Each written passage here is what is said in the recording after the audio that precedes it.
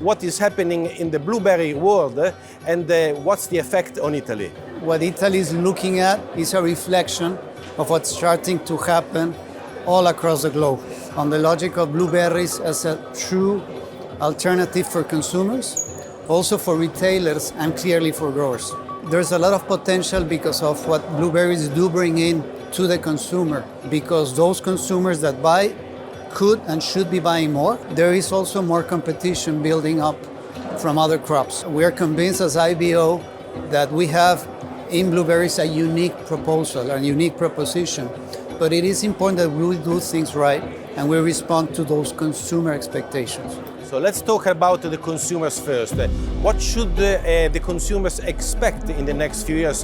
What type of blueberries will they find on the shelves? We need to be consistent, okay? It doesn't matter if we have the best flavor, the best crunch, okay? If we're not consistent on what we deliver, then all of the other efforts won't be there. If you don't deliver something that really differentiates from other produce items, and flavor is a key component, then there's not much you can do. There's the logic of post-harvest management and how the fruit gets to the market, so that if I'm a consumer, I'm buying the fruit, maybe the flavor is good, but if the shelf life is not there and the fruit is soft or rotten, then flavor won't mean anything. The consistency on the shelf life that I deliver to the retailer and then to the consumer is really important. There's an expectation that you're going to make it easy for me to buy and consume. And blueberries are very easy. You can snack on them. There's an expectation that we're going to do it right. We're going to produce properly. We're going to comply with all environmental regulations, social regulations. All legal aspects are going to be met so that consumers can trust what blueberries represent from a logic of a product that meets all my expectations as a consumer. What could be the key message to the Italian growers of blueberries? Because there is a lot of going on. Consumption is increasing, but also competition is increasing. So what does it mean for an Italian grower? First, if you look at the Italian area, the actual growth in area has been very stable, okay? Yet you're importing more.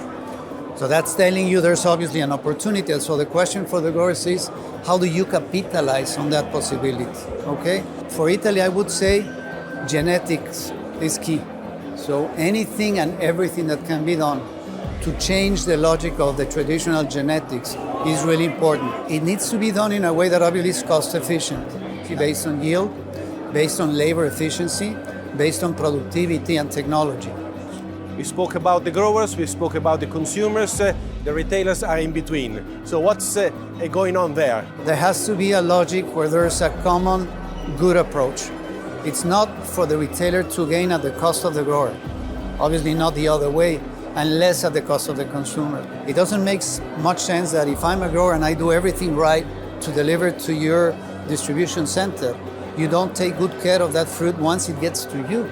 I think we've gone too far on having too many sizes of packaging, okay? And that's a problem, all right? You as a retailer having your own standards, environmental standards, social standards, doesn't help the consumer, doesn't help the grower. It actually adds complexity and cost. So it's just a matter of being open to finding that balance as an industry from a retail perspective to see how you can really position berries, and in this case blueberries, on that logic of attractiveness.